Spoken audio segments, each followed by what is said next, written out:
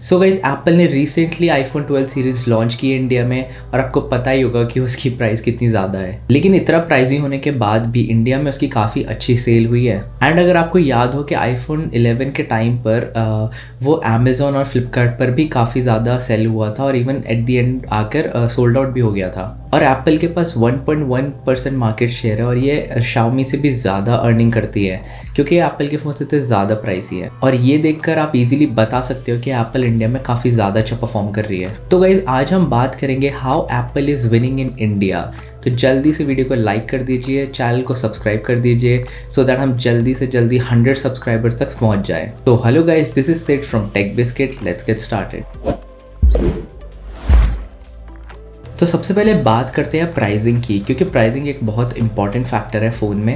And आपने देखा ही होगा कि पूरी आईफोन 12 सीरीज़ की एप्पल ने काफ़ी ज़्यादा हाई प्राइसिंग रखी है और स्पेशली आईफोन 12 प्रो मैक्स की। तो गाइस, ऐसी प्राइसिंग रखने के काफ़ी मल्टीपल रीज़न है। तो मैं आज आपको कुछ बेसिक रीजंस बताऊंगा कि ऐसी प्राइसिंग क्यों है आईफोन की। तो सबसे पहले तो एप्पल आईफोन को इम्पोर्ट करता है बाहर से, फिर उसके ऊपर लगती है 20% की कस्टम ड्यूटी और फिर लगता है उस पर 18% का GST और फिर वो हो जाता है हमारे बजट के बाहर। बट गाइस, यहाँ पर इंपॉर्टेंट बात ये है कि एप्पल अपने फ़ोन्स को यहाँ पर सेलिंग प्राइस पर इंपोर्ट नहीं करती। मतलब जो प्राइस उसकी US में है उस प्राइस में इंडिया में इंपोर्ट होकर नहीं आते हैं। एंड एप्पल उनको कम प्राइस में इंपोर्ट करती है इंडिया में कंपेयर टू US। और तो और एप्पल चाहे तो अपने फ़ोन की प्राइसेस कम भी कर सकती है after duty and after GST, but फिर भी हमको कम प्राइसेस देखने को नहीं मिलते। तो गाइज, इस सब चीज़ का ये रीज़न है कि एप्पल को पता है कि वो किसी भी प्राइस में रिलीज़ करेंगे अपना फ़ोन, लोग उसको जाकर ख़रीदेंगे ही।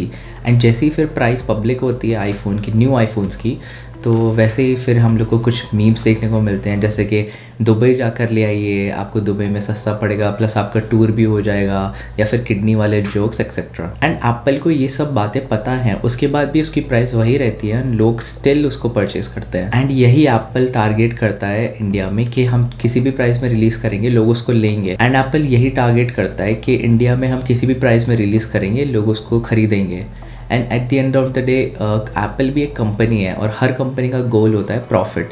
तो एप्पल भी यहाँ पर प्रॉफिट को प्रायोरिटी रखते हुए हाई प्राइस करती है। लेकिन एप्पल उन कंपनीज में से है जो अपने पुराने फ़ोन्स को भी सेल करती है, जैसे कि आईफोन 11 जो है और आईफोन 11 प्रो वो डिसकंटिन्यू हो चुके हैं, लेकिन फिर भी आपको फ्लिपकार्ट और अमेजोन पर सेल पर दिखेंगे। एंड वो ऑफिशियली सेल होते हैं, कोई थर्ड पार्टी सेलर नहीं होता।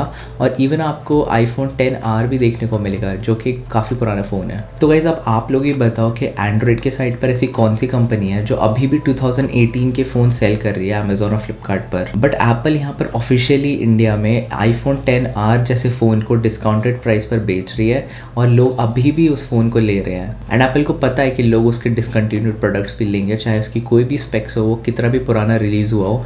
एंड ये काफ़ी बड़ा स्मार्ट मूव है एप्पल की तरफ से। एंड इसी स्मार्ट मूव की वजह से एप्पल की आईफोन की सेल्स हमेशा इंडिया में अच्छी रहती है। अगर एप्पल 10 लाख आईफोन भी अगर बेचती है अपने 1 क्वार्टर में, तो ये काफ़ी बड़ी बात है, क्योंकि इंडियन मार्केट में ज़्यादातर लोग चीप प्राइस देखते हैं या फिर बजट फ़ोन्स की तरफ जाते हैं। और अगर ऐसे मार्केट में आईफोन अपने फ़ोन बेच पाता है जो कि इतने हाई प्राइस पर होते हैं, वो भी इतने सारी क्वांटिटी में, तो ये एप्पल के लिए एक विनिंग सिचुएशन है। एंड रिसेंटली एप्पल ने अपना ऑनलाइन स्टोर भी ओपन किया है इंडिया में और 2021 तक वो एप्पल एक अपना फिजिकल स्टोर भी ओपन कर लेगी। एंड एप्पल के ऑनलाइन स्टोर के खुलने का मतलब ये नहीं था कि हमको कम प्राइस में आईफोन देखने को मिलेंगे, लेकिन रियल रीज़न ये था कि एप्पल अपना इकोसिस्टम बनाना चाहती है इंडिया में। जैसे एप्पल ने अपनी न्यू सर्विस लॉन्च करी है एप्पल वन। एंड एप्पल पहले अपने प्रोडक्ट्स रिटेलर के थ्रू सेल करते थे, जैसे हो गया इमेजिन, iMore या रिलायंस डिजिटल।